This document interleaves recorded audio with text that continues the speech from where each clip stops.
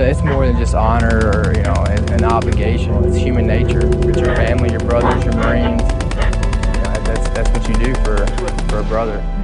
You did your duty above and beyond, and you kept the faith with the highest traditions of the Marine Corps that you love. It's like I told Staff Sergeant Rodriguez Chavez, we're going to either go in there or we're going to die trying. 2011 marks the 70th anniversary of the attack on Pearl Harbor and the 10th anniversary of the terrorist attacks on 9/11. The relationship between December the 7th and September the 11th took place 60 years apart, both by airplanes. It was unexpected on December the 7th. Again, it was unexpected on September the 11th. Who would ever think such a thing happening, of all places, the towers in New York? It's unbelievable. Still can't comprehend such a thing as happening. And I couldn't comprehend such a thing happening in 1941. And I had seen some of the most horrible things that a 20-year-old kid couldn't really ever imagine. Now, when you see a ship made out of steel, do you know the hulls of those ships were 16-inch solid steel? The Japanese built torpedoes, had wood fins and all, so they float just 2 foot under the water. The harbor was only 40 feet deep. At that time, I was standing guard by the dry docks. Nobody thought anything except just a beautiful day.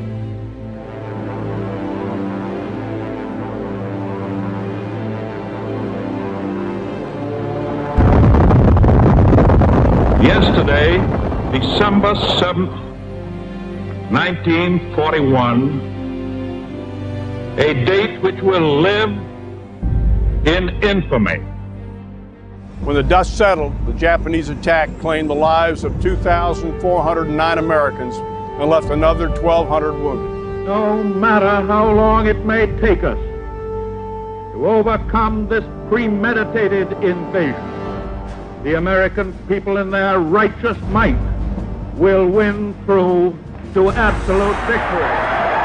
The attacks on Pearl Harbor ignited a fierce national pride that caused many Americans to want to serve their country. Places like Parris Island, San Diego, and Montford Point all saw large numbers of recruits come to defend their nation as Marines. The devastating toll of these incidents was eclipsed only by the awe-inspiring stories of heroism that emerged from those days, when our nation responded to tragedy with indomitable spirit, unconditional compassion, fierce national pride, and unshakable resolve. On December the 7th, 1941, Marines and sailors not only showed that they were well trained, they embodied the courage and indomitable spirit for which America is known. Storming beaches, prevailing against insurmountable odds, the Marines of World War II showed the world the meaning of uncommon valor. Not until September the 11th in 2001 would the United States see another attack of such magnitude on American soil. This time, the attacks occurred at the heart of New York City, the Pentagon, and a field in Pennsylvania. 8695. Hi, ma'am. How you doing? Are they going to be able to get somebody up here? Well, of course, ma'am. We're coming up to you. Well, there's no one here yet, and the floor is completely engulfed. We're on the floor, and we can't breathe. Okay. And it's very, very, very hot. Hey, 9415. We got two isolated pockets of fire. We should be able to knock it down with 2 lines. Radio that. 78th floor. Numerous 1045 call horns. Freedom itself was attacked this morning by a faceless coward, and freedom will be defended. In a moment, a beautiful September morning turned into the modern generation's day of infamy. And as with Pearl Harbor, a day marred by tragedy also became a day of exceptional heroism and selflessness. Marines were among the first responders when our nation fell under attack on September 11, 2001. They, along with other citizens, joined the throng of firefighters and emergency personnel risking their own lives to help the many victims. But I remember getting out my car and asking Mom, is everything okay? And she was like, a plane just flew into one of the buildings. The plane just flew into the World Trade Center. I left a clear, sunny day on the Brooklyn side of the city. When I got across the bridge, I was ID'd by the NYPD. And I reached into my left breast pocket and I pulled out my old expired Marine Corps ID card and I showed it to him. I'll never forget what the cop said to me. He said, "Give him hell, Staff Sergeant." A number of those first responders lost their lives right here. Like so many in the 10 years since that day, these Marines thought first of their duty and their fellow Americans, and they didn't hesitate to do the right thing. I remember getting closer and closer to that last tower, and about a quarter of a mile away, I saw the tower collapse right in front of me.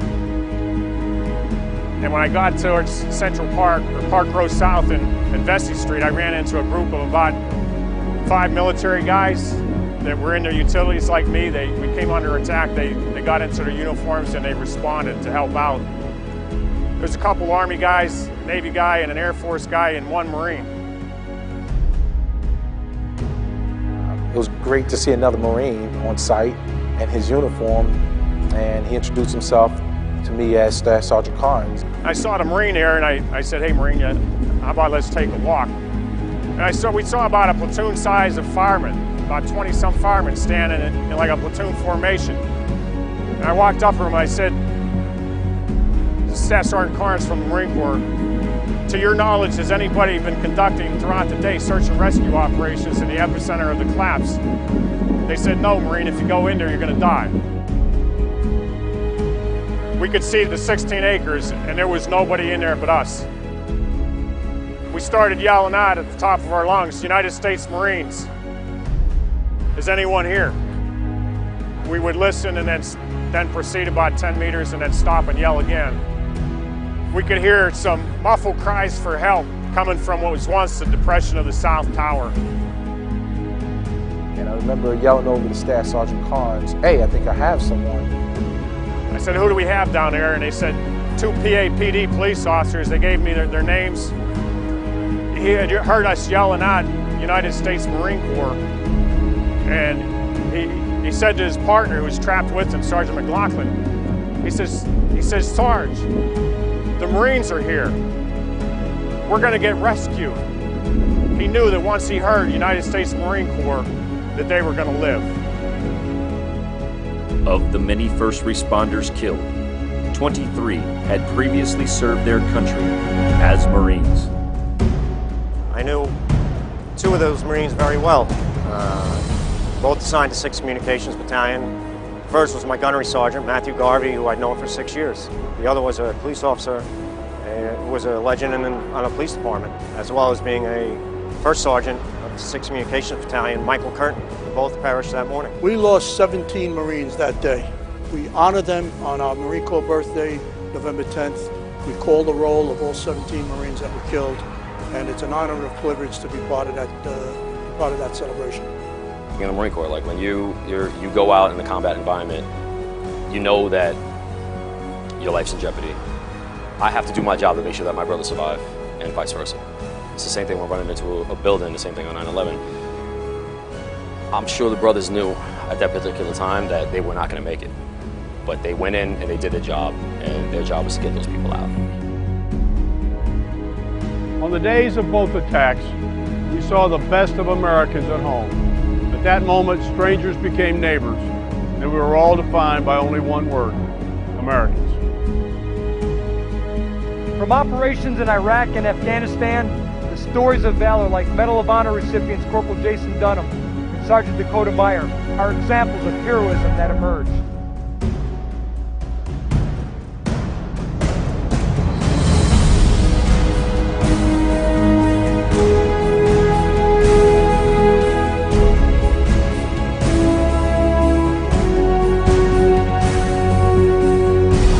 This year we mark 10 years of continuous combat operations in which the United States has relentlessly taken the fight to the enemy. We're going to be here for the people, no matter what it takes. Just want to build relations with the locals.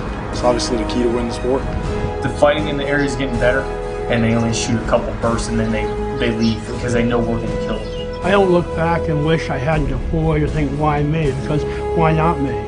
I wouldn't want someone else to get injured in my place. So I don't feel bad about what happened. Yes, I struggle like all wounded warriors do, but if I had to go back and do it all over again, I would definitely deploy. You know, I didn't know how past generations of Marines would view our generation until I got off the plane in Bangor, Maine, and it was the receiving line of all your World War II vets and Vietnam vets, but they're clapping for us and calling us heroes. We're not heroes, we're just today's Marines.